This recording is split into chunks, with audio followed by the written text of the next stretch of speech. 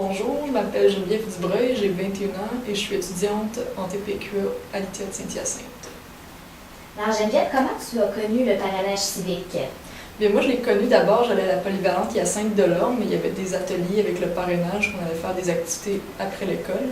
Puis je trouvais ça vraiment intéressant, vous avez parlé du concept de parrain-marraine, sauf que c'était seulement pour les 18 ans et plus, donc je me disais peut-être quand j'aurai 18 ans, j'aimerais ça le faire.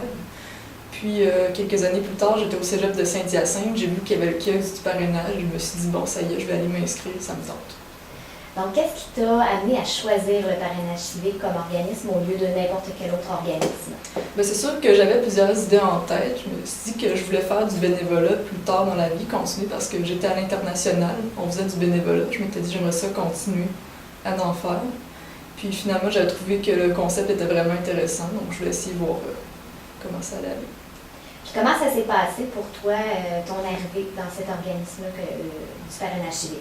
Bien, j'ai eu une entrevue avec l'agente de jumelage pour voir un peu mon profil, quelle personne qui m'irait bien. Plus tard, elle m'a sorti 3 filleuls qui étaient en attente d'avoir un parrain ou une marraine.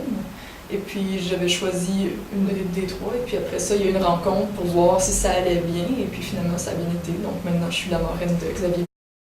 Donc, est-ce que tu as vécu des difficultés dans tes rencontres de parrainage, des peurs, des craintes, des obstacles?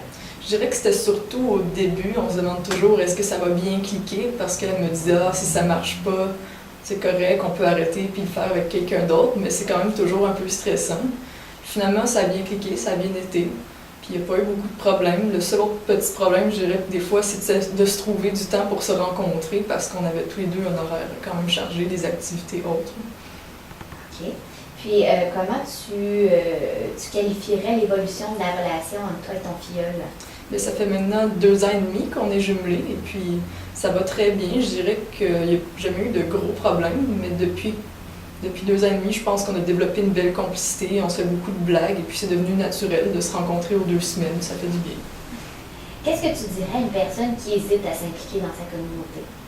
Mais moi, je vous dirais, lancez-vous. Je peux dire un peu ce que moi je ressens en faisant du bénévolat comme ça. Ça m'apporte autant à moi qu'à lui. Ça me fait vraiment du bien, dans le fond, de savoir que je fais quelque chose de bon pour la communauté. Et puis en plus, ça me sort de ma routine quotidienne.